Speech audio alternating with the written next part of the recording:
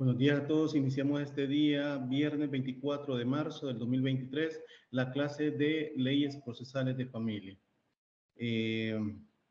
Antes de todo, debo decirles, por la ansiedad que veo de varios que me están preguntando sobre las notas, les comentaba la vez pasada, la clase anterior, que las notas las consigno justo en el tiempo que la universidad nos dan. ¿Por qué? Porque siempre suceden algunos imprevistos, ¿verdad? Entonces hay que ser ¿cómo que se llama? En los tiempos que da la universidad. Por esa razón es que ustedes van a tenerlo la otra semana la nota, ¿verdad? Pero es el tiempo que da la universidad. Así que les menciono esto porque para que no estén comiendo ansias, como dicen, ¿verdad? Las notas las van a tener en ese tiempo, ¿sí? ¿Logran escucharme? ¿Logran escucharme? Sí, Lick, se le escucha, Lick, buen día. Ok, bien. No habíamos quedado en la última clase en los requisitos que se deben determinar por parte del 42. Habíamos mencionado, tal cual aparece aquí en la diapositiva, ¿verdad? Que era una demanda, los requisitos de fondo y forma, que es lo que se debe ver también de la demanda y la solicitud, ¿verdad? Que es demanda. Habíamos dicho que esto es un acto de declaración de voluntad introductivo de postulación que sirve de instrumento para el ejercicio de la acción y la afirmación de la pretensión, y esto con el fin de obtener la aplicación de la voluntad concreta de la ley por una sentencia favorable y mediante un juicio en un caso determinado, tal como lo he consignado aquí en la diapositiva. También les había dicho que había requisitos de forma y fondo para la demanda, ¿verdad? La definición doctrinaria que lo establece de esos requisitos, ¿verdad? El concepto que se debe dar por el requisito de fondo, que se refieren a las cualidades del sujeto que interviene en la actuación que ello implica, y que esto es quien la formula como demandante o parte actora y contra quién se dirige, ¿verdad? Estamos hablando de demandado, denunciado, y quien debe considerarlo también es el juez, ¿verdad? Esto en los sujetos procesales, se acuerda que habíamos visto, ¿verdad? Entonces, también les mencionaba sobre los requisitos de forma, ¿verdad?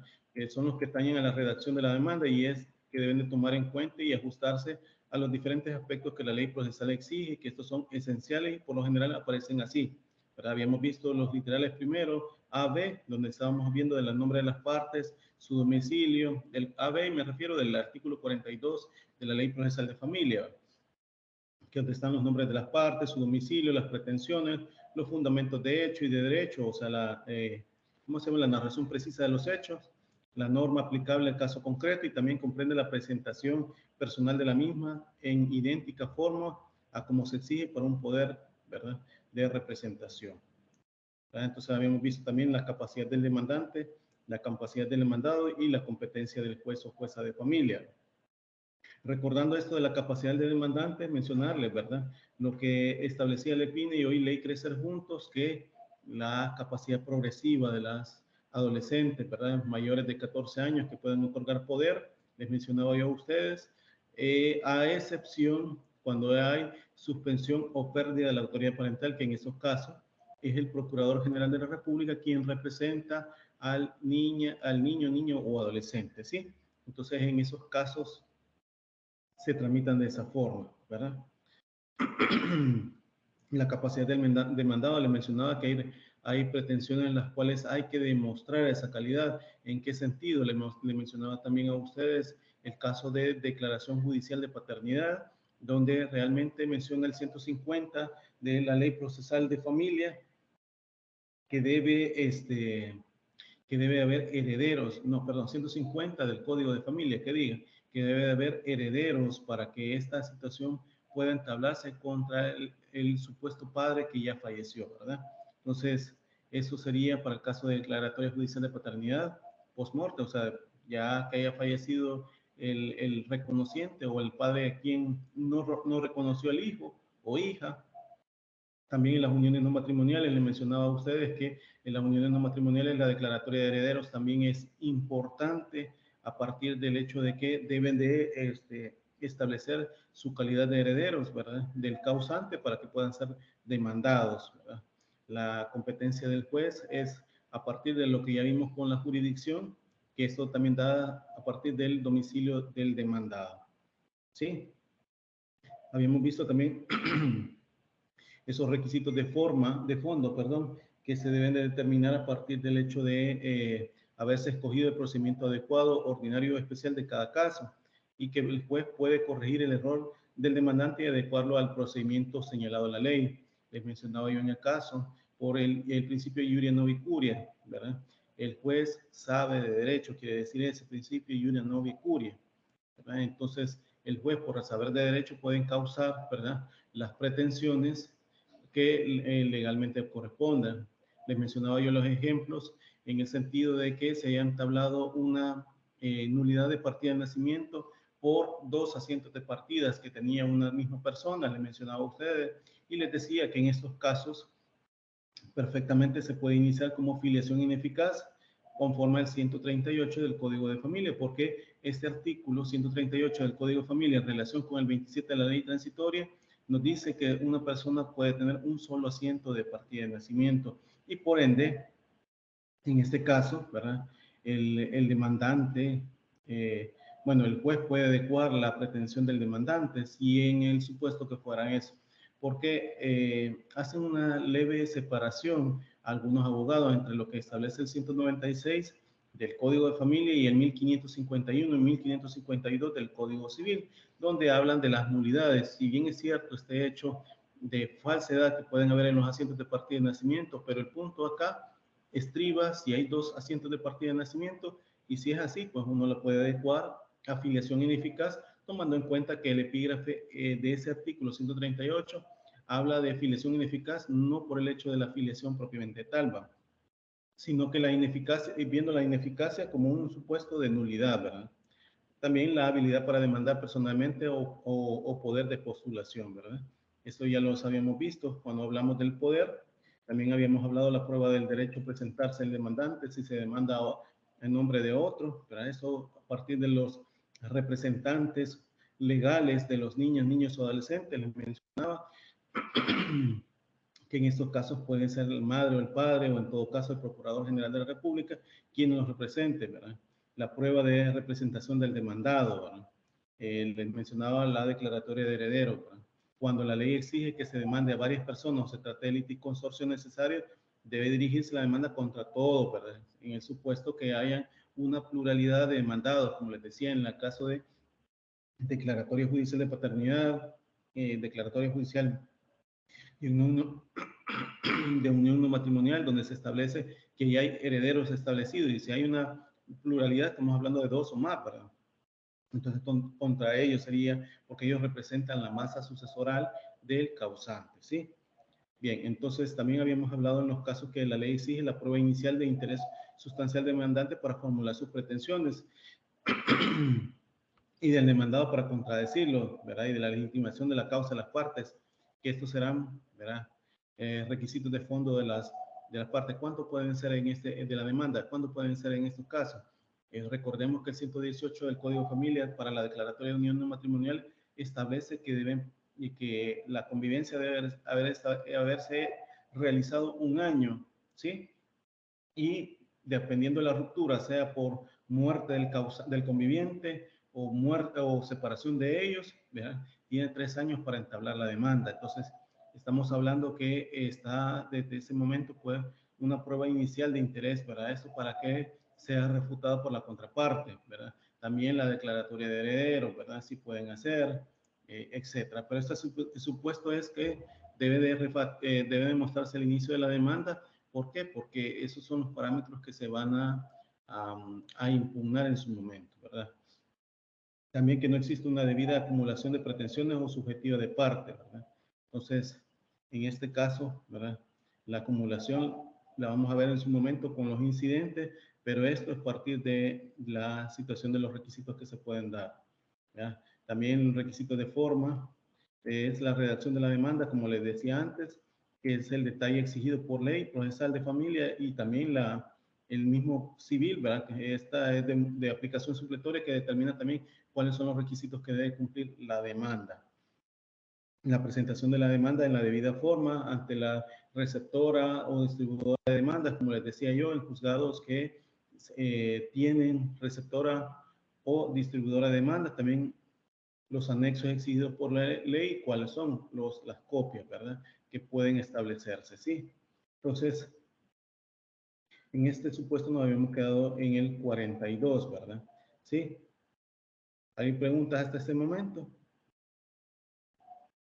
¿Hay preguntas hasta este momento?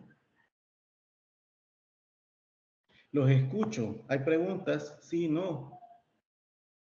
¿O no están en clase? Licenciado. Ok, gracias, Elena. Bien, ¿quién me puede leer el artículo 42, literal F, por favor? 42, literal F, por favor. Hoy no podré, licenciado, que voy todavía de camino.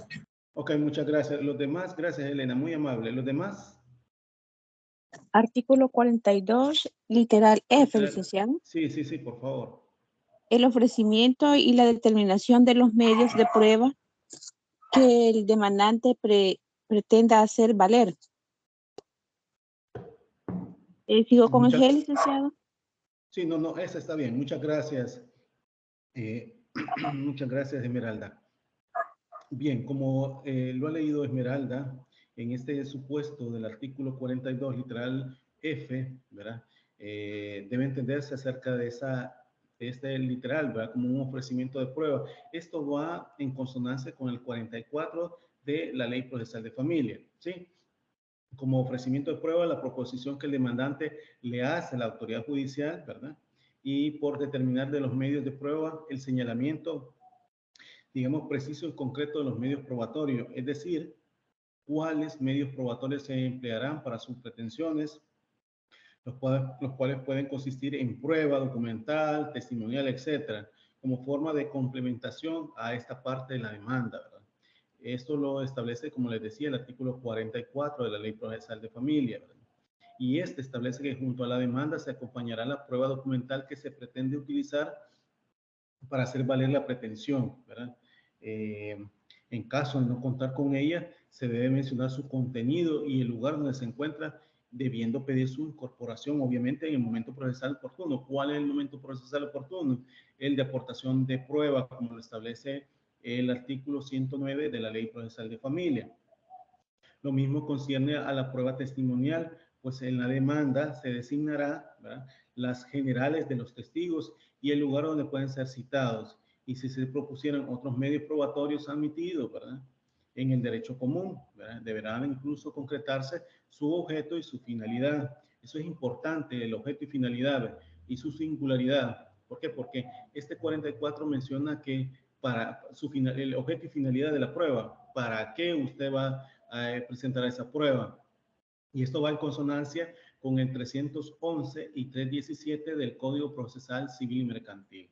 ¿Sí? Singularizada implica el objeto y finalidad. Imaginémonos que yo la partida de matrimonio presento como prueba documental.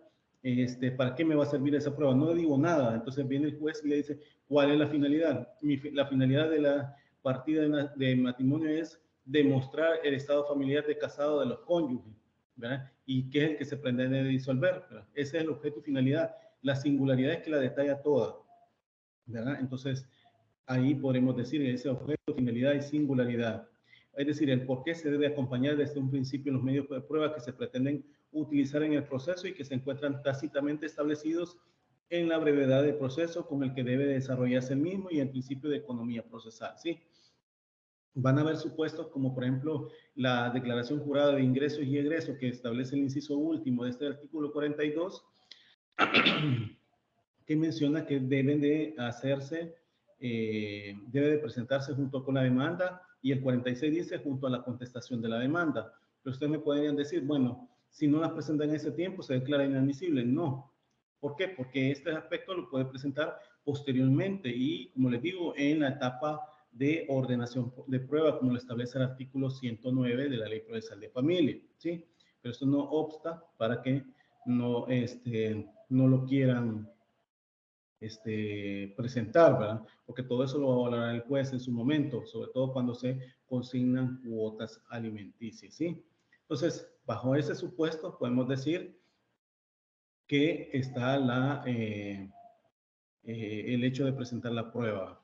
Puede ser también, usted me diría, mire, fíjese, solo consigné los testigos, los nombres, pero no sus generales, como lo dice el 44. Estos aspectos también pueden ser subsanados el día de la audiencia preliminar, en esa fase de aportación de pruebas, ¿verdad? Entonces hay aspectos que realmente se pueden subsanar durante el desarrollo del proceso y más el día de la audiencia, por el principio de oralidad, etcétera, ¿sí? Entonces, bajo ese supuesto se puede hacer. Bien. ¿Quién me puede leer el 44, por favor? 44 de la Ley Procesal de Familia, para que les quede un poco más claro. ¿Quién me puede leer el 44? Ofrecimiento de prueba, licenciado. Artículo 44. Gracias, Esmeralda. A la demanda se acompañará la prueba documental que se pretenda hacer valer. Sí. Si no se dispusiera de ella, se mencionará su contenido, el lugar en que se encuentra y que se pedirá su incorporación al proceso.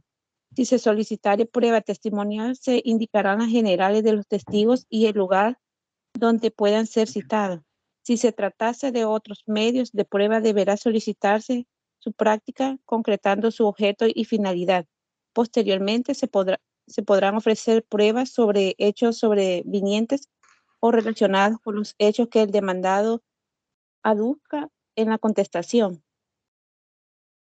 Gracias, Esmeralda. Como ven, el momento procesal oportuno para aportar prueba, dice la ley, es en la demanda y en la contestación de la demanda y después por hechos nuevos. Sin embargo, les decía yo a ustedes que hay aspectos que realmente dentro del proceso se pueden solventar, como cuáles, como las generales de los testigos, les mencionaba. Si los testigos solo se dijo Juan Pérez, María Martínez, que ellos van el objeto y finalidad que van a tener, ellos van a declarar sobre la separación de mis representados que yo consigné en esa situación en la demanda, de mis representados que fue a partir de el 30 de enero de 1992 hasta la fecha, están separados, ¿verdad? Que es ese aspecto que yo lo voy a probar con medio de prueba. Entonces, solo por el hecho que no conoce las generales no puede ser declarada inadmisible la demanda, por lo que le mencionaba, bajo el requerimiento, que es tipo una especie de prevención que hace el juzgador a la persona a quien está interesada o demandante para que lo subsane más tardar el día de la audiencia preliminar. Lo mismo pasa con la declaración jurada de ingresos y egresos, ¿verdad? Que pueden determinarse, o en todo caso en diligencias de jurisdicción voluntaria, ¿verdad? Que en diligencias de jurisdicción voluntaria no me han especificado oportunamente la narración precisa de los hechos y por el sentido de la pretensión, porque puede ser cuestiones de establecimiento subsidiario de nacimiento, de hijo, perdón, podría ser ahí establecido o solventado el día de la audiencia de sentencia, ¿sí? Entonces, para eso, el objeto y finalidad sí es necesario consignarlo. Para eso también con la singularidad lo determina 311 y 317. Elena, hágame el favor de leer el 311 y 317 del Código Procesal Civil y Mercantil, por favor. Elena. No, perdón, Esmeralda. Esmeralda, si me puede leer el 311 y 317 del Código Procesal Civil y Mercantil. Licenciado, ese no lo tengo ahorita aquí a la mano. Los demás, muchas gracias, Esmeralda. Los demás que tienen, que están en la clase. Los que están en la clase. Los demás. Gabriel. Mónica. ¿Cuál dijo, licenciada? Disculpe. El 311 y 317 del Código Procesal Civil y Mercantil.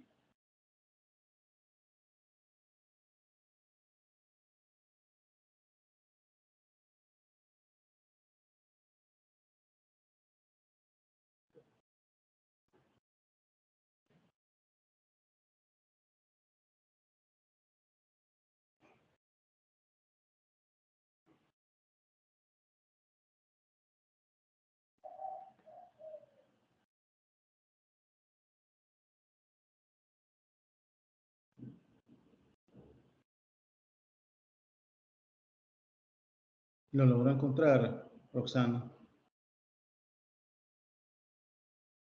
Ahorita. Gracias, muy amable.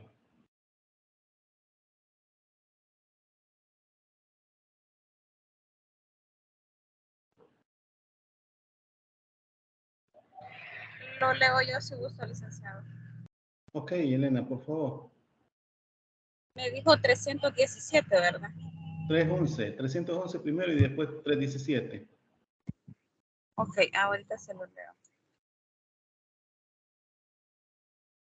¿Sería todo el artículo o el primer inciso? No, todo el artículo, por favor, solo para que les quede claro lo que estoy mencionando. Fijación de la fecha de la audiencia probatoria, citación de las partes. Artículo 311. La prueba instrumental en que las partes fundan su derecho será admitida en la audiencia preparatoria. Si las partes quisieran aportar otras pruebas instrumentales, su admisión se examinará en la audiencia probatoria. El tribunal fijará la fecha de comienzo de la audiencia probatoria, la cual deberá estar comprendida dentro de los 60 días siguientes. 60 días siguientes a la audiencia preparatoria, en razón a la dificultad de su preparación, debiéndose indicar si es necesaria más de una sesión. Para la comunicación de las partes que no asistió a la audiencia y que debió estar presente, se estará a lo dispuesto en este código. Las partes, y perdón de que como voy parada en el bus, me cuesta leerlo. No. Dice, las partes comunicarán al tribunal quiénes son los testigos y peritos que deberán ser citados por la oficina judicial, en el entendido que los demás asistirán por cuenta de parte proponente.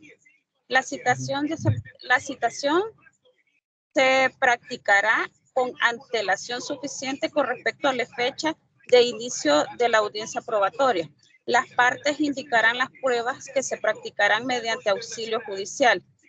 Si antes de dar por finalización la audiencia preparatoria las partes conocieran la existencia de una de las causas, se pudiera motivar la suspensión de la audiencia probatoria en la fecha establecida. Lo comunicarán de inmediato, fijándose nuevo señalamiento, y se tratará una nueva causa legal y rejustificada. Le perdone por mi... No hay problema, Elena. Oiga, pero... Muchas gracias, muy amable. Le agradezco un montón porque a pesar como va, me va apoyando en la clase. Bien, como ustedes ven en este caso, ¿verdad? Menciona ahí que la proposición de la prueba la están haciendo el día de la audiencia preliminar. Esto va en consonancia con el 109, les mencionaba, de la Ley Procesal de Familia. Esmeralda, ¿se me puede leer el 109, por favor, de la Ley Procesal de Familia?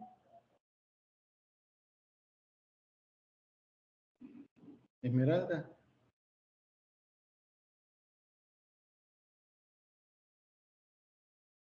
Ahorita, 109, ¿verdad? Sí, pero de la Ley Procesal de Familia, por favor. Sí, ahorita.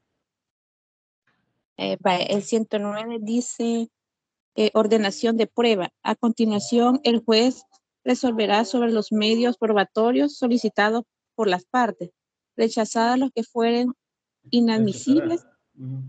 Rechazará, los que fueran inadmisibles, impertinentes o inútiles, y admitirá los medios probatorios que estime pertinente al caso para que sean presentados, y ordenará de oficio los que consideren necesarios. Ok, ¿cuáles podrían ser?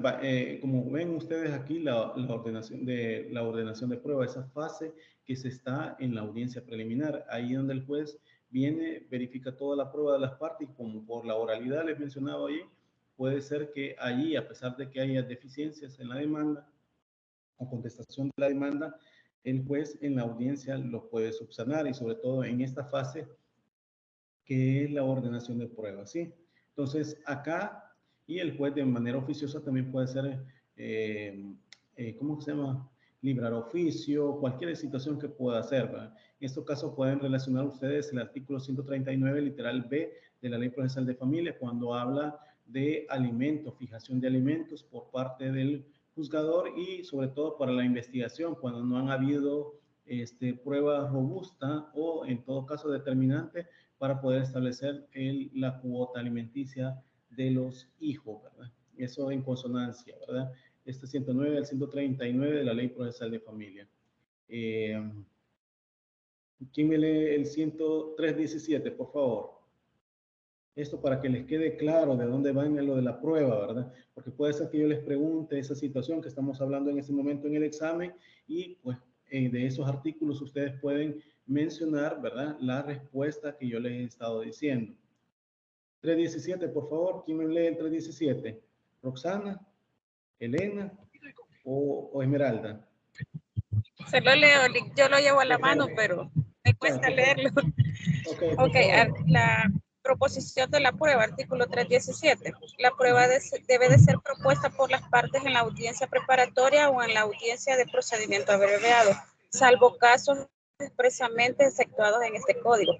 La proposición de la prueba exige singularizar el medio que habrá de ser utilizado con la debida especificación en su contenido. El juez evaluará la solicitud de las partes. Declarará cuáles pruebas son admitidas y rechazadas, las que resulten manifiestamente impertinente o impertinente o inútiles. La decisión del juez no será recurrible. La decisión del juez no será recurrible y las partes podrían solicitar que se haga constar en acta su disconformidad en efecto de interponer recursos contra la sentencia definitiva. Ok, muchas gracias, Elena. Como ven, objeto, finalidad y singularidad lo establecen estos artículos que le he mencionado, ¿verdad? Que va en consonancia el 42, literal F, en consonancia con el 44 de la Ley Procesal de Familia, 109, siempre la Ley Procesal de Familia, ¿sí? ¿Verdad? 139, literal B, para casos de alimentos, le he mencionado, ¿verdad? Y todos estos de la Ley Procesal de Familia en consonancia con 311, 317 del Código Procesal Civil Mercantil, que estos dos últimos son de aplicación supletoria en materia de familia, ¿sí? Por esa razón es que se establece, ¿verdad?, que el objeto, finalidad y singularidad de la prueba, ¿verdad? Entonces, ahí vemos en este caso, ¿verdad?, para lo que se determina la prueba. Bien, ¿quién me lee el literal G del 42 de la Ley Procesal de Familia? Vamos a ir viendo literal por literal de eso para que vean ustedes los requisitos que establece la ley, que pueden ser de fondo, que pueden ser de forma, ¿verdad? Literal G del artículo 42 de la Ley Procesal de Familia. ¿Quién me lo lee?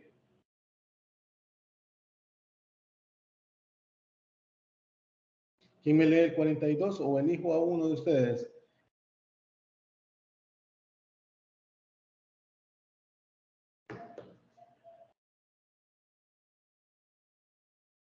¿Quién me lee el 42? Roxana, Esmeralda. La designación del lugar que señale el apoderado para recibir notificaciones, así como el lugar donde se puede emplazar al demandado o citar a la parte demandante cuando deba comparecer personalmente. Ok, debe de asignarse el lugar para oír notificaciones en la ciudad, obviamente, donde tiene la sede del tribunal, así lo dice este artículo, ¿verdad? Lo que servirá para tener conocimiento de las resoluciones que emite el tribunal antes de efectuarse el emplazamiento. Eso lo establece el artículo 33, inciso segundo, y 34, inciso sexto, ambos de la Ley Procesal de Familia. Debo decir, ¿verdad?, que a nivel de corte, bueno, a nivel de corte se ha establecido el sistema de notificación electrónica o SNE, ¿verdad? Que se establece para qué? Para notificaciones de cualquiera de las partes con respecto al abogado, ¿verdad? Todo abogado que inicia las diligencias de notificación, bueno, diligencias de emisión de tarjeta de abogado, para autorización de notariado, ¿verdad? Pueden perfectamente iniciar el proceso. Bueno, ellos, todo abogado tiene que consignar una dirección electrónica donde se le pueda notificar. Este se llama sistema de notificación electrónica, ¿verdad? Ustedes me pueden decir, pero yo no lo he designado ante el juzgado de familia donde estoy yo tramitando un proceso y he designado un lugar en la sede del tribunal y no esta, porque no me gusta que me lo notifiquen ahí. Pero este sistema de notificación electrónica sirve para todas las áreas en las cuales llevan procesos. Cualquier tipo de juzgado, cualquier aspecto administrativo que la misma corte tiene que emitir, pues ahí en ese caso perfectamente puede notificársele, ¿verdad? Entonces, ese es el sistema de notificación electrónica. En ese se puede establecer, se implementa una CEU o cuenta electrónica única, que es el mismo número único de identidad de cada uno de los abogados, ¿verdad? Que por medio de ese número único de identidad o número electrónico, ¿cómo se llama? Cuenta electrónica única o CEU, es la que se le notifica al abogado y ahí se puede establecer eso por medio electrónico. Debo decir que en este caso, debiendo señalar además del lugar donde se puede emplazar al demandado o citar al demandante, ¿verdad? Porque obviamente para los efectos del 100 y 101 de la Ley Procesal de Familia, es que las partes tienen la obligación de apersonarse ante el juzgado, ¿verdad? Donde se está tramitando la causa y que se cite para las audiencias, porque la obligación de estar en las audiencias de las partes es de esa forma, obligatoria, ¿verdad? O sea, la asistencia es obligatoria de las partes a las audiencias, ¿verdad? A menos que justifiquen su inasistencia, así lo establece el 100 y el 101 de la Ley Procesal de Familia. Por eso es que se pide un lugar donde citar a esta persona, donde la podemos notificar y citar a esta persona, y para que comparezcan todo acto que se tendría que hacer ante el juzgado, ¿verdad? Obviamente el demandado también hay que establecer, ¿verdad?, dónde se puede emplazar. En este primer caso, se hace indispensable conocer y basándose en el principio universal de defensa, digamos, el lugar donde se le debe hacer el llamamiento al demandado. ¿Para qué? Para que se dé por enterado de la demanda que se ha incubado en su contra.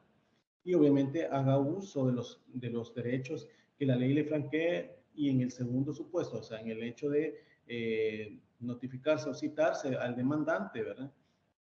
Es para garantizar la cita a la parte actora cuando deba comparecer personalmente en el proceso, ¿verdad? Como sería el caso de las asistencias de la fase conciliatoria, como la audiencia preliminar, pues, y en caso de no haber facultado para ello a su apoderado, ¿verdad? Obviamente hay causas en las cuales sus apoderados los representan. Usted me puede decir, pues sí, los representan, y qué más con eso, pero la Ley Procesal de Familia exige la asistencia de las partes, en este caso, a las audiencias, ¿verdad? Con el fin, obviamente, de que puedan ellos comparecer, ¿verdad? Y puedan desarrollarse la audiencia como debe de ser. ¿Quién me lee los literales H, I, J, siempre de la Ley Procesal de Familia, del artículo 42? Artículo 42. ¿Quién me los lee? Yo se lo leo, Por favor, gracias, Elena. H y J, ¿verdad? J y H. H, Sería. I, J. H, I y J, Elena, por favor. Los últimos, pues. Ok. Sería artículo 42. Ahora sí, ok, dice. La solicitud de medidas cautelares cuando fuere procedente. Literal I. Los demás requisitos y datos porque la naturaleza de la pretensión exija la ley o sea indispensable y expresa. Y artículo J, el lugar, fecha y firma del peticionario. Ok, gracias. Como ustedes se recuerdan cuando vimos las medidas cautelares, ¿verdad?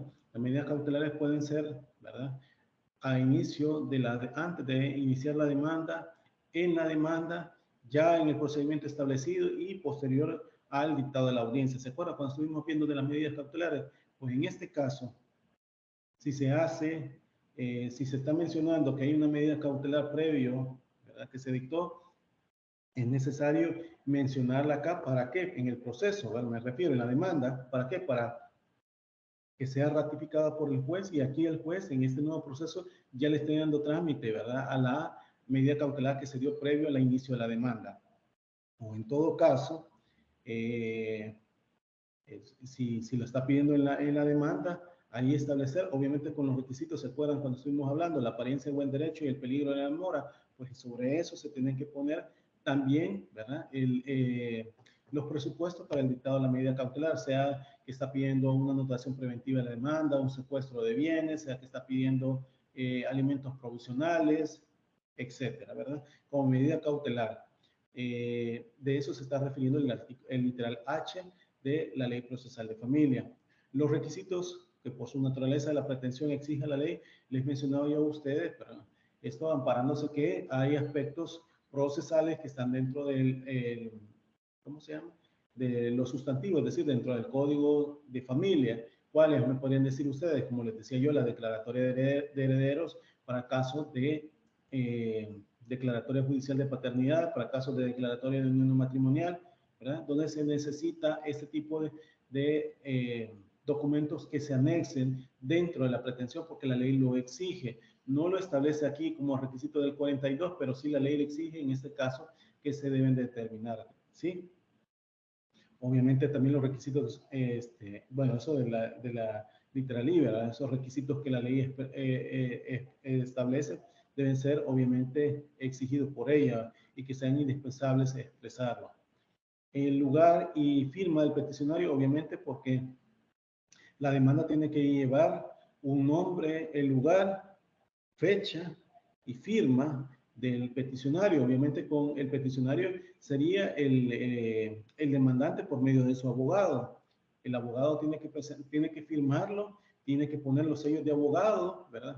Porque eso también lo establece el 144. Si ustedes se van a la ley orgánica judicial de la ley orgánica judicial, que establece también que en este caso, ¿verdad?, las tarjetas de abogados son indispensables, o los sellos incluso, ¿verdad?, por parte del abogado. Presentar la demanda tiene que demostrar su calidad de abogado con su tarjeta de identificación de abogado, sus sellos que se establecen ahí. En el caso que no lo presente él, sea otra persona que haya mandado a que la presente, tiene que ir autenticada su firma, o en todo caso, si es notario, con su sello, ¿verdad?, autentica su firma, como lo dice el 54 de la ley de notariado, ¿verdad? Pero ese es un requisito que se debe establecer. Debo decir que de la demanda y los demás requisitos se presentan o deben entregar tantas copias como los demandados hayan, y una copia adicional para el archivo del juzgado. ¿Por qué? Me dirán ustedes. Porque obviamente el juez o jueza de familia, una vez que ordena el emplazamiento, tiene que tener todas esas copias de la demanda. ¿Por qué? Porque cuando ordene el emplazamiento le entregará a todos los demandados su legajo de copias de la demanda y sus anexos, ¿verdad? ¿Para qué? Para que ellos puedan ejercer su derecho de defensa por medio de su abogado que legalmente lo represente, ¿verdad? Entonces, una copia adicional, estamos hablando del archivo del juzgado. El archivo del juzgado se lleva como un expediente copia. Ese expediente copia sirve de respaldo para, ¿cómo que se llama?, para los juzgados de familia, juzgados en general, ¿verdad? Por la falta de ellos, por alguna situación, se haya mojado, se haya perdido, ¿verdad?, etcétera. El expediente copia sirve de esa situación para que pueda específicamente presentarse, ¿verdad? Dársele trámite por alguna u otra causa que se haya perdido la copia. Para eso sirve el expediente copia, ¿verdad? Hoy en día, a nivel de los nuevos juzgados especializados de niñez y adolescencia, digamos, tanto las copias como la demanda, como también la copia adicional por archivo, se debe hacer por medio electrónico. Y los juzgados especializados de niñez y adolescencia es todo electrónico, ¿verdad? O al menos de esa forma se está tramitando. ¿Qué quiere decir con esto? Que las partes, ¿verdad?, cuando plantean su demanda tienen que presentar toda la documentación respectiva, pero por medio de escáner, ¿verdad?, documentos escaneados y enviados a los juzgados respectivos. ¿Para qué? Para que estos juzgados les den trámite, ¿verdad? Va con la visión ya que de forma electrónica van siendo los expedientes, ya no de manera física, ¿verdad? Porque recordemos que lo físico, esto también genera problemas tanto para bodegas por parte de la corte, ¿verdad? Para ir archivando todos los expedientes, ¿verdad? Tiene su pro y su contra, porque realmente el estar en físico, un expediente copia original y un expediente copia abarca espacio. Sin embargo, también hoy en lo electrónico todo lo podemos obtener por medio de aplicaciones, por medio de programas como PDF, ¿verdad? Que ya están escaneados los documentos, etcétera. Para eso es que se menciona este inciso último del artículo 42, y aunque ya les había mencionado la declaración jurada de ingreso y egreso, aunque lo diga tanto el 42 como el 46, ambos de la Ley Procesal de Familia, es un aspecto, como les dije antes, que se puede solventar posteriormente y no en la admisión o en la contestación de la demanda, ¿sí? Bien. ¿Ha quedado, se comprende todo lo que he mencionado? ¿Hay preguntas hasta este momento? Por mi parte, no. Ok, gracias, Elena. ¿Por los demás? ¿Los demás? Esmeralda, Roxana. ¿Se Sí, comprende? licenciado. Bueno, solo ustedes veo que están, yo realmente voy a ir poniendo eso de quienes están contestándome, porque veo que hay algunos que no me contestan y eso lo voy a tomar como que no están en clase, a pesar que estén acá, ¿verdad? Porque esa es la intención, que ustedes estén participando. Bien. Debo decir que con la admisión de la demanda, o sea, una vez presentada la demanda, el juez o jueza, ¿verdad?, resuelve sobre su admisibilidad dentro de los términos de 5 días. Esto lo establece el artículo 95 de la Ley Procesal de Familia. Si lleva todos los requisitos de ley que exige, ¿verdad?, o sea, ese 42, ¿verdad?, de la Ley Procesal de Familia, la admitirá y ordenará el emplazamiento. Si se notare el juez que la demanda carece de algunos requisitos exigidos, ¿verdad?, el juez o jueza dirá cuáles requisitos faltan, ¿verdad?, y ordenará al demandante que la subsane, y eso dentro de los 3 días siguientes a la notificación de la resolución.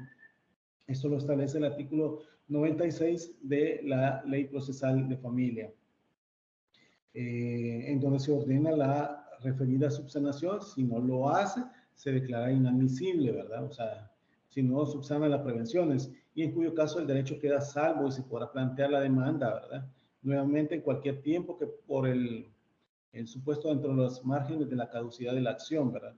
Cuando hablo de los márgenes de la caducidad de la acción, me estoy refiriendo a aspectos de pretensiones que dan un plazo para su interposición. Les mencionaba la unión matrimonial, que establece 3 años para la interposición de la demanda, ¿verdad? Las declaratorias la impugnación de paternidad, que establece tiempos para los cuales pueden entablarse, que ya sea de 90 o de 300 días, que menciona dependiendo de quién lo tramite, ¿verdad? La impugnación de reconocimiento voluntario de paternidad, ¿sí? También impugnación de paternidad cuando este sea por Ministerio de Ley, ¿verdad? Debo decir que la demanda solo puede modificarse antes de la contestación, y si después de contestada surge algún hecho nuevo que afecte el derecho invocado, podrá alegarse la audiencia, ¿verdad? Eso lo dice el artículo 43 de la Ley Procesal de Familia. Si yo les pregunto a ustedes en qué plazo puede ser modificada la demanda, ¿verdad?, la demanda puede modificarse hasta antes de la contestación. ¿Y cómo podemos entender que antes de la contestación? El artículo 97 de la Ley Procesal de Familia dice que son 15 días para contestar la demanda que tiene el demandado. Entonces, partimos el hecho desde el momento que fue realizado el acto de comunicación. ¿En qué sentido? Por medio del acto de comunicación, por medio del juzgado, ¿verdad? Hay nuevas formas de emplazamiento. ¿Cuáles podrían ser, verdad? Y ya las vimos por medio de manera personal, ¿verdad?, a la persona interesada, por medio de abogado, por medio de notario, que el notario haga la diligencia de la notificación, ¿verdad?, por medio de suplicatorio, por medio de edictos, ¿verdad? Indistintamente de esa situación, hasta ese momento puede contestar la demanda, después ya no, ¿verdad? Entonces ahí solo a menos que sean hechos nuevos. Eso lo dice el artículo 43 de la Ley Procesal de Familia, ¿verdad? Entonces, que solamente se puede modificar la demanda. El emplazamiento, espérenme. ¿Logran ver la diapositiva? Sí, licenciado. Ok. Quiero poner la otra para que me vean lo que estoy hablando, el esquemita.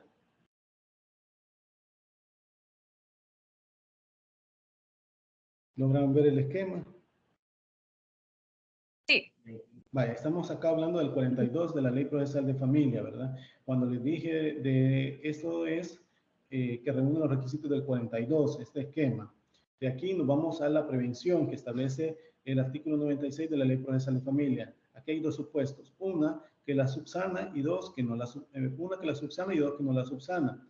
Si no la subsana, se declara inadmisible la demanda, así lo dice siempre el 96 de la Ley Procesal de Familia. Pero si la subsana, dice acá, siempre ese dicho artículo, que es la admisión. La admisión, recordemos que el artículo 95 dice que una vez analizada la demanda y reúne los requisitos del 42, ¿verdad? En esos 5 días se admite la demanda, ¿sí? Acá les he puesto lo de las medidas cautelares, ¿verdad? Pero lo de las medidas cautelares ya les dije que puede ser antes de la interposición de la demanda, durante en la interposición de la demanda, durante el proceso, o posterior al dictado de la sentencia, que se pueden pedir medidas cautelares, pero bajo este supuesto, ¿verdad? Y también el caso del inicio oficioso de la demanda, podemos ver que aquí la admisión, estamos viendo que una vez de admisión la demanda, puede ser el emplazamiento, ¿verdad? El emplazamiento que se hace a la parte demandada. En esto están los supuestos del artículo 33 y siguiente de la Ley Procesal de Familia, que van en consonancia con el artículo 181 del Código Procesal Civil y Mercantil, ¿verdad? Entonces, sobre este supuesto que le mencionaba yo a ustedes, que acá puede ser, ¿verdad? Que incluso en esto del emplazamiento, que puede ser que se modifique la demanda, ¿verdad? Una vez de modificada la demanda, estamos hablando en el supuesto de que lo puede hacer hasta antes de contestar la misma, dentro de los 15 días de que se da la ley conforme al artículo 97 de la Ley Procesal de Familia. Debo decir que el emplazamiento, una vez admitida la demanda, el juez o jueza ordenará su emplazamiento, el cual debe efectuarse dentro de las 24 horas de haber emitido la resolución que emite la demanda, ¿verdad? O que inicia el proceso. ¿Por qué decimos 24 horas?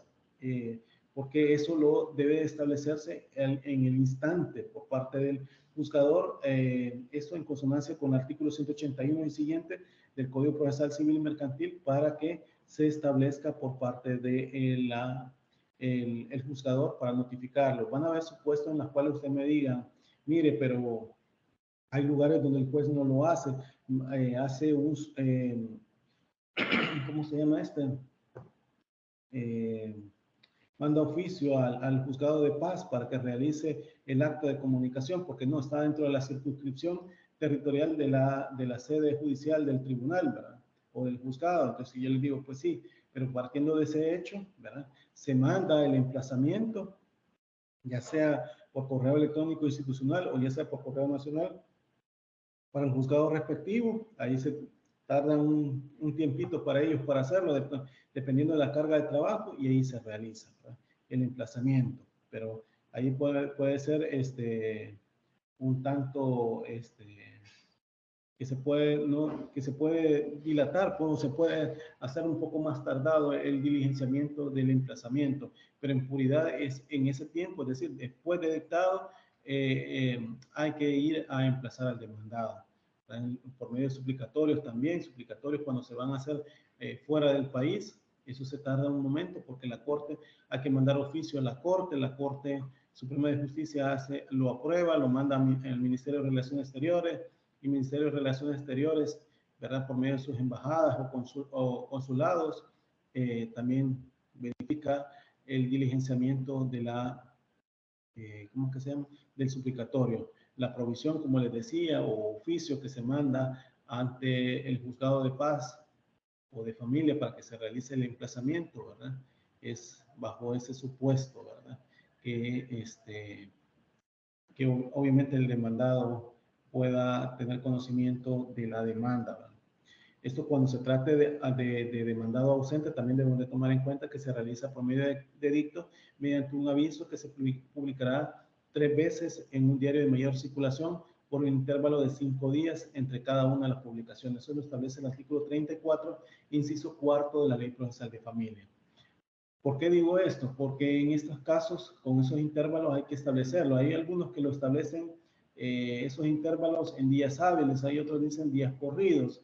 Sin embargo, la ley no ha establecido un supuesto si debe ser días corridos o días hábiles, ese conteo de esos intervalos de días.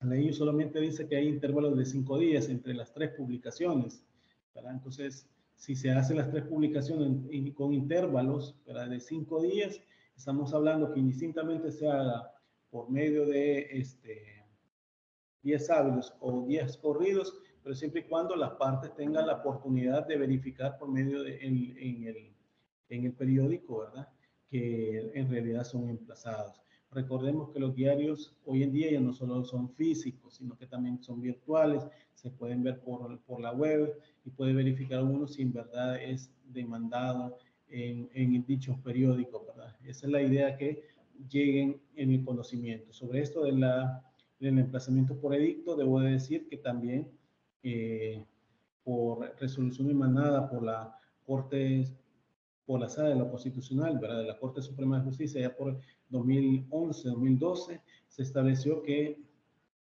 cuando sea en domicilio ignorado, también hay que hacer la investigación respectiva si en verdad el demandado es de domicilio ignorado. Esa investigación, como lo dice el 181 de la ley del Código Procesal Civil y Mercantil, debe de hacerse por medio de los registros que establece a nivel nacional. ¿Cuáles registros? ¿Verdad? Nosotros tenemos registro nacional de las personas naturales, tenemos registro público de vehículo automotor que lo lleva a CETRASE, de registro público de propiedad, raíces e hipoteca, registro público de armas, ¿verdad?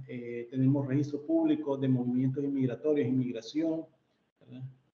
Hay también registros públicos que llevan, por ejemplo, el Seguro Social con respecto a quiénes son sus cotizantes y la dirección de cada uno donde se encuentran, ¿verdad? Etcétera. Todos esos registros, dice por parte Hacienda, incluso lleva un registro de todas las personas que son, sea personas naturales, jurídicas o extranjeras, que tienen también ahí, pues, o han declarado, ¿verdad?, su dirección o lugar donde se pueden encontrar, ¿verdad? Entonces, hasta eso están para ir, para esos registros, y investigar si en verdad la parte demandada es de domicilio ignorado. Debo decir que emplazado el demandado, deberá contestar la demanda dentro de los plazos de 15 días contados a partir de la notificación. Eso lo establece el artículo 97, le dije yo, que eso va en consonancia con el 43 de la Ley Procesal de Familia, porque va para la contestación de la demanda. Y a partir de ese momento puede presentarse los incidentes procesales hasta antes de que se pronuncie o se dicte la sentencia definitiva. Esto lo establece el artículo 57 de la Ley Procesal de Familia. Hemos de decir que ante la demanda, el demandado puede tomar 2 actitudes, como lo ven ustedes en la diapositiva, ¿verdad? Puede incluso allanarse. Aquí les pongo la contestación de la demanda. Puede poner, primeramente, la contesta conforme el 97. Miren acá la diapositiva, ¿verdad? Puede ser un allanamiento conforme al artículo 47, todas de la Ley Procesal de Familia que les estoy mencionando. Puede hacer una oposición a lo que se está pidiendo con la pretensión de la parte actora o demandante. Puede hacer una reconvención, lo establece el artículo 49. Puede poner excepciones, sea dilatorias o perentorias, eso lo establece el artículo 50, ¿verdad? Entonces, eso puede contestar en sentido negativo o positivo, eso es la oposición que establece conforme al 46, ¿verdad?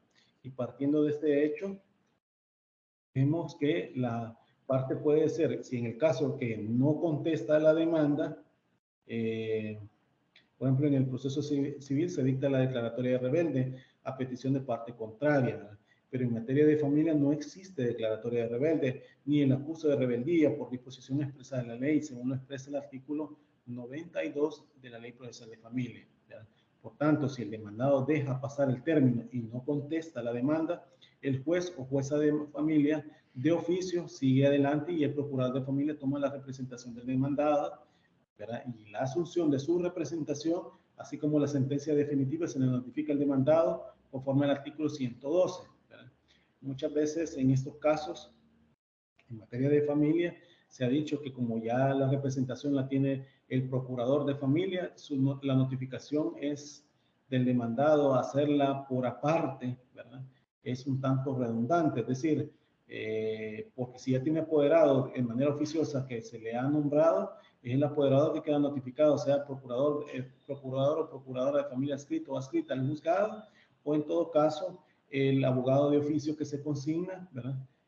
Representa al demandado y obviamente ahí, ¿verdad?, se le notifica lo que se resuelve. Debo decirle que en esto de rebeldía, si les pregunto a ustedes si en materia de familia hay una declaratoria de rebeldía, ¿verdad? En virtud que no ha contestado la demanda, ustedes me pueden contestar lo que dice el artículo 92, que no existe término, ¿verdad? ¿Para qué? Para establecer ese acuse rebelde, ¿verdad?, por la disposición expresa. Cuando la contesta la demanda, puede, como les dije ahí, el artículo 47, como está el esquemita, ¿verdad?, puede allanarse a las oposiciones del autor, conforme al artículo 47 de la Ley Procesal de Familia.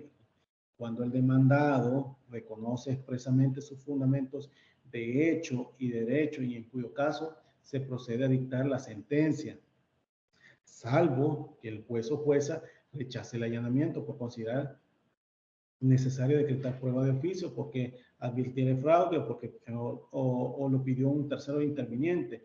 O sea, por las causales que establece el artículo 48, puede ser un rechazo del allanamiento. Artículo 48 de la Ley Procesal de Familia. Por cualquiera de esos supuestos se puede, ¿cómo se llama?, rechazar el allanamiento. Si alguien me lee el 48, por favor.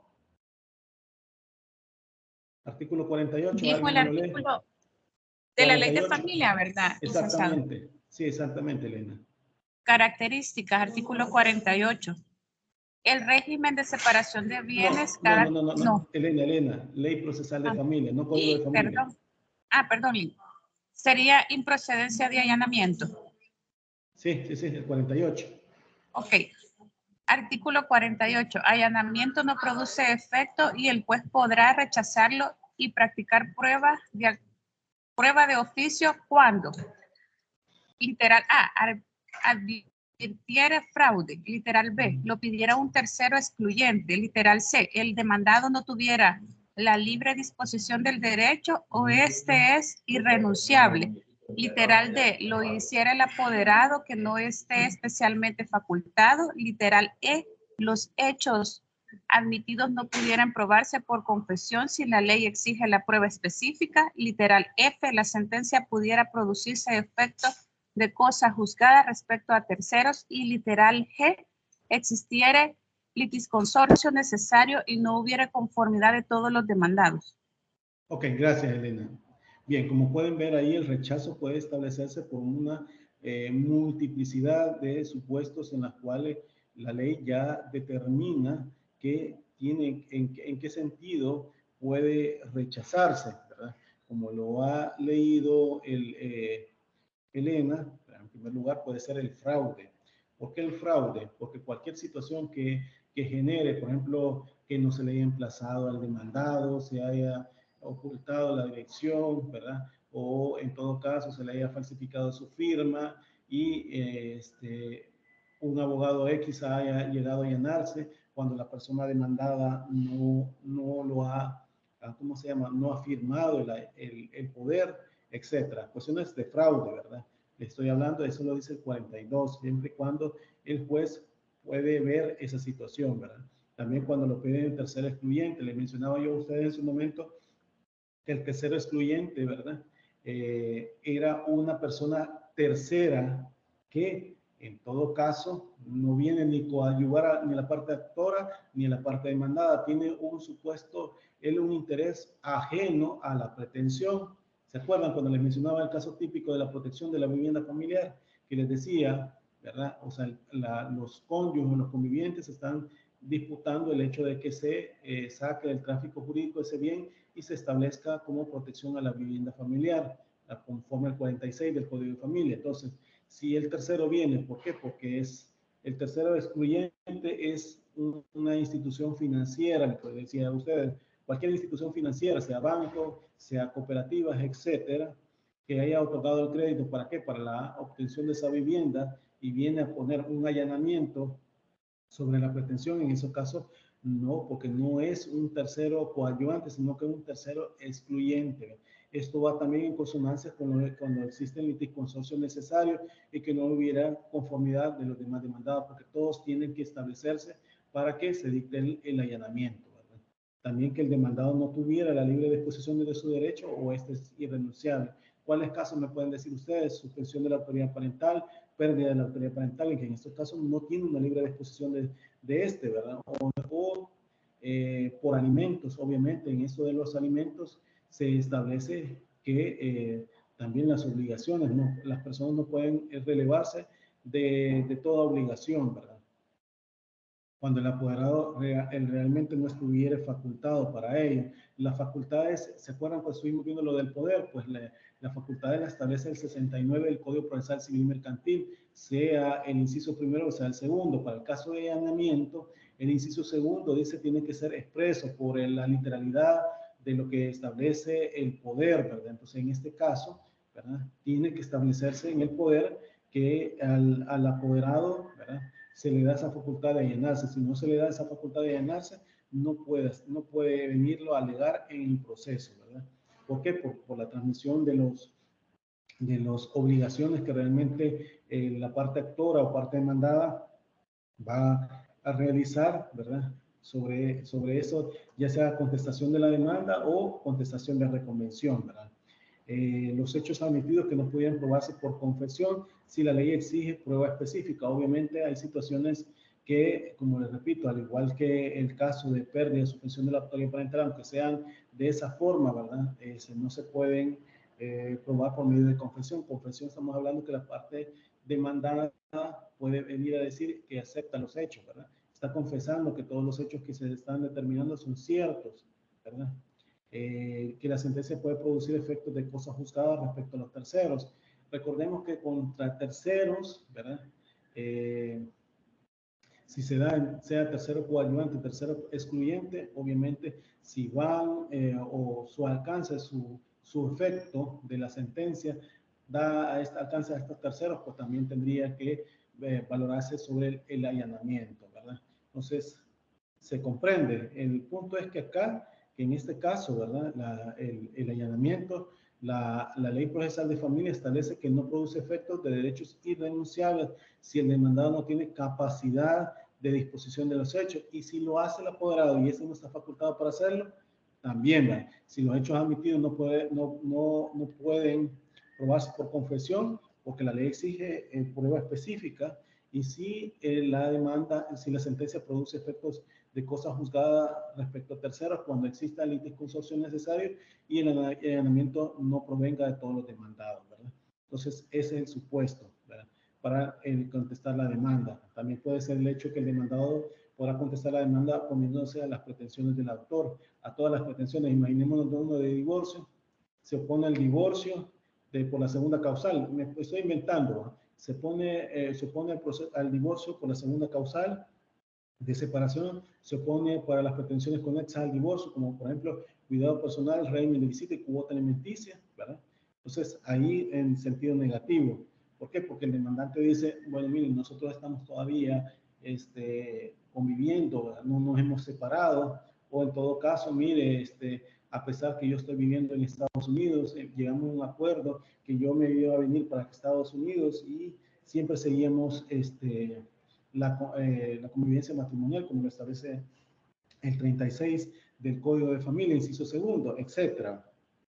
También puede ser que el demandado puede contestar, puede presentar al contestar de la demanda reconvención o mutua petición o contrademanda cuando la pretensión tenga conexión por razón del objeto, sujeto y causa, ¿verdad? Con la pretensión que se plantea por la parte actora. Esto lo establece el artículo 49 de la Ley Procesal de Familia. Obviamente, el demandado puede presentar la demanda en ese sentido, ¿verdad? Es decir, planteamiento de una nueva demanda, si estamos hablando de divorcio, por la segunda causal y la parte demandada viene y presenta un divorcio por la tercera causal, ¿verdad? El divorcio, los mismos sujetos, ¿verdad? Los cónyuges, ¿verdad? El objeto, ¿cuál va a ser el objeto de un divorcio? Que ambos quieren disolver el vínculo matrimonial en el cual están unidos. Entonces, hay esa similitud, ¿verdad? Causa, obviamente los dos son divorcios, aunque con causales diferentes, pero en ese caso se puede ser acumulable y en ese sentido procede la reconvención, ¿verdad? No así en el caso que se esté planteando un cuidado personal, alimentos, cuota alimenticia, ¿verdad? En el de divorcio, porque si bien es cierto, se va a resolver una vez se decrete el divorcio, pero estas son conexas, es decir, una vez demostrado la principal, la de divorcio, ¿verdad?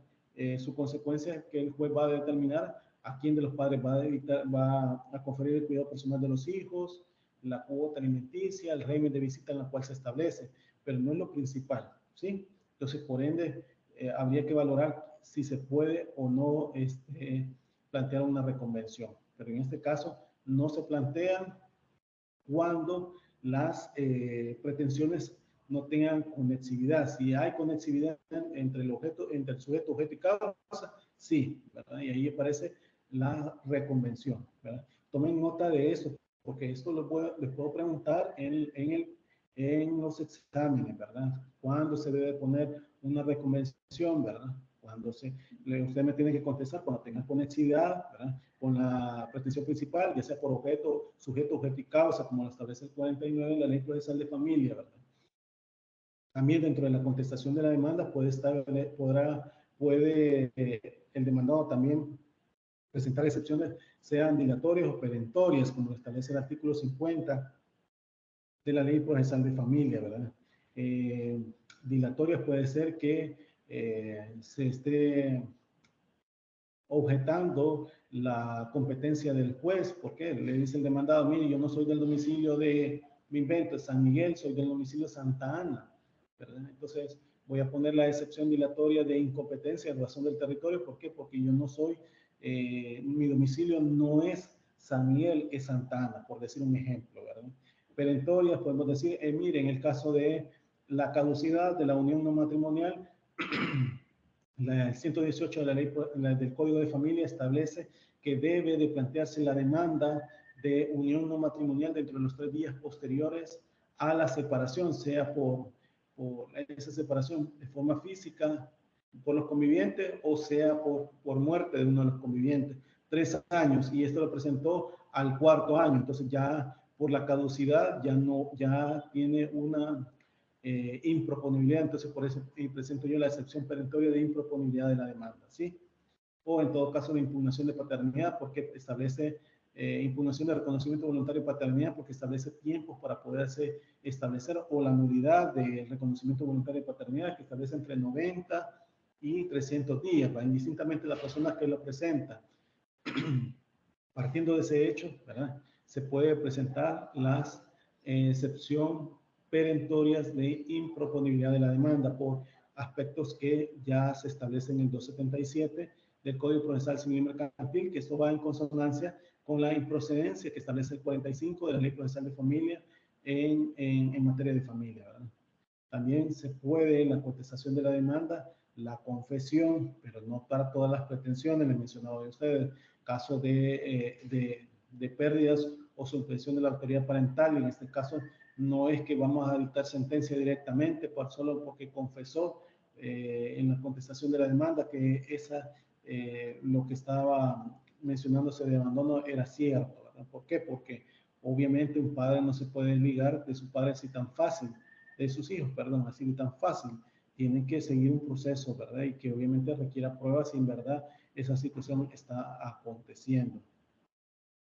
Debo decir que una de estas causas que les mencioné de contestar de la demanda, o sea, esas actitudes puede asumir el demandado. ¿Para qué? Para ejercer su defensa aplicando el principio de igualdad de las partes. Además, se exige al demandado que al contestar la demanda ofrezca la prueba y la determinación claramente, ¿verdad? Como les dije, en el artículo que establece el artículo 42, literal F, ¿verdad?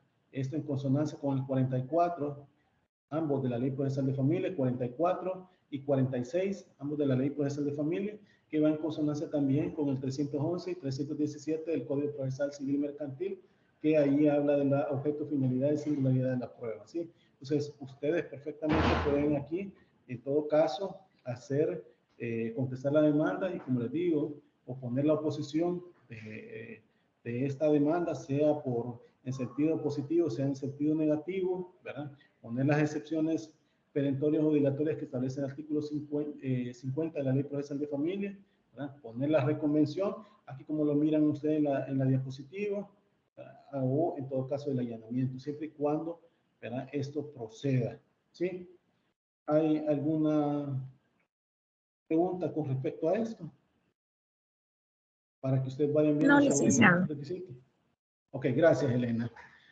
Debo decir que una vez, después de contestada la demanda, que haya pasado esos 15 días, ¿verdad?, que establece el 97 de la Ley Procesal de Familia, una vez vencido el plazo para contestar la demanda, hubiere sido contestada o no, el juez o jueza de familia, dentro de los 3 días siguientes, debe hacer un estudio minucioso de todos los documentos que hasta ese momento forma el expediente, sea por la presentación de la demanda, sea por la contestación de la demanda, ¿verdad?, y demás documentos presentados, que esto, demás me refiero por si estamos hablando si es domicilio ignorado, y si esto, pues, de domicilio ignorado, la investigación que hace el juzgador pudo determinar, de acuerdo a los registros que le mencionaba, que la persona era de domicilio ignorado, ¿verdad? Entonces, hasta esa situación verifica, ¿verdad? Se verifica en el examen previo, esto con el objeto de verificar que todo lo actuado esté conforme a la ley y de poder enmendar y precaver errores que le hubieran cometido en el transcurso del proceso. Este análisis, incluso jurídico, de lo que hasta ese momento constituye el expediente, ¿verdad?, se denomina por ley, ¿verdad?, como examen previo, y de cual se deja constancia en el acta, tal como ustedes ven en la diapositiva, ¿verdad?, en este caso, ¿verdad?, que estamos viendo aquí el examen previo, conforme al 98 de la Ley Procesal de Familia. ¿Sí? ¿Logran ver esta? Aquí vamos en este caso, ¿verdad? ¿Sí? ¿Logran ver la diapositiva? Sí, licenciado. Aquí en este supuesto vamos, ¿verdad? Entonces, bien. Entonces, a esto, ¿verdad? Obviamente que el juez tiene que valorar, ¿verdad? El examen previo, obviamente, es una medida tendiente a revisar y precaver los vicios que pueden adolecer el proceso y, por lo tanto, pretende prevenir cualquier anormalidad que impida la realización o materialización correcta de los fines del proceso de familia. Si el juez o jueza de familia se percata en el examen previo que en la contestación de la demanda se ha interpuesto excepciones que por la naturaleza de la prueba que requieran, estas pueden practicarse en audiencia, ordenará en el mismo la recepción de la probanza, ¿verdad?, mediante la utilización de las reglas de la prueba anticipada, conforme a los artículos 54 y 98, inciso segundo de la Ley Procesal de Familia. Esto en el evento que sea necesario, ¿verdad? Por ejemplo, como les decía, la impugnación de reconocimiento voluntario de paternidad puede ser interpuesta por cualquier persona que tenga interés en la causa, conforme al 156 del Código de Familia, ¿verdad? Puede ser, por ejemplo, la madre o padre del padre reconociente, abuelito o abuelita del hijo reconocido, ¿verdad? Puede ser planteada, y obviamente ahí expresar, ¿verdad?, en los momentos que se dio cuenta, ¿verdad?, que ahí establece la ley los plazos de los 300 días que se pueden establecer, y en todo caso, ¿verdad?, en ese tiempo también plantearse la demanda, ¿verdad? Obviamente ahí, ¿verdad?, el juez, si en ese evento sea necesario para resolver las excepciones, porque la Ley Procesal de Familia en el 106 establece que las excepciones dilatorias se resuelven en audiencia preliminar y las perentorias en audiencia de sentencia, ¿verdad? Entonces, obviamente, si se puede resolver en audiencia preliminar con prueba, ¿verdad? Ahí va a ser lo del anticipo de la prueba el juez o jueza de familia. Sí, me especifico, entonces ahí podría ser. La audiencia preliminar, cuando ya estamos viendo la audiencia preliminar, inmediatamente después de realizado el examen previo, el juez emitirá una resolución señalando fecha para la celebración de la audiencia preliminar, esto conforme al artículo 36 de la Ley Procesal de Familia, que debe ser no en un plazo de citación que deberá hacerse en un término no mayor de 30 días ni menor a 10 días, en razón de la necesidad de otorgar a las partes un término prudencial para que recojan la prueba que presentarán en la audiencia. La Ley Procesal de Familia regula en forma detallada el desarrollo de la audiencia preliminar y determina que al inicio de la audiencia se efectúa la conciliación a la cual deberán asistir las partes personalmente. ¿Por qué? Porque el conflicto pertenece a esta, ¿verdad? Propiamente tal, y a ellos corresponde la responsabilidad de resolverlo, ¿sí? Entonces estamos viendo que en este caso, ¿verdad? La audiencia preliminar se hace, ¿sí? Bien, entonces estamos viendo acá que en esta citación, ¿verdad? Y aquí van a ver supuestos en los cuales la audiencia preliminar. Sobre esto, creo que quizás vamos a continuar la siguiente clase sobre la audiencia preliminar. Esto no sé si hay preguntas hasta este momento de lo que he hablado. ¿Hay preguntas? Por mi parte, no, licenciado. Lo que voy a hacer es volver a escuchar la clase y quiero pedirle disculpas por mi lectura porque venía en el bus y no andaba mis lentes. No se preocupe. Muchas gracias, Elena, por estar muy atenta en la clase a pesar de de la forma como venía en el transporte, ¿verdad? Bien. Decirles nada más que en este caso, ¿verdad? Deben de, las notas las van a tener ustedes, ¿verdad? En los próximos días, publicadas. Es en los tiempos que da la universidad que hay que hacer las notas, ¿verdad? Entonces, voy a ver si la siguiente clase o cuando me indique la universidad para resolver el examen para que ustedes tengan conocimiento de en qué se han equivocado, ¿verdad? Qué aspectos podrían ser resolverse, ¿verdad? En virtud de la contestación del examen, ¿sí? Bien, entonces, si no hay preguntas, nos quedamos hasta aquí. Continuamos con la fase conciliatoria, la siguiente clase de la audiencia preliminar. Debo de decirles que la siguiente clase va a ser la clase última previo a salir de vacaciones, ¿verdad? Voy a ver si la siguiente clase también se consigna el laboratorio siguiente que vamos a hacer. ¿Para qué? Para sobre este tema que estamos hablando en este momento, ¿verdad? Es necesario ese laboratorio, ¿verdad? Bien. Si no hay preguntas, me quedo hasta acá. Nos vemos la siguiente clase, que sería el próximo lunes 27 de marzo, ¿sí? Y continuamos con la fase conciliatoria. Que tengan un feliz fin de semana. Si no hay preguntas, claro. Gracias, Lick. Igual. Gracias, muy amable. Gracias, Lick. Feliz fin de. Gracias. Gracias, licenciado. Feliz día. Gracias igualmente.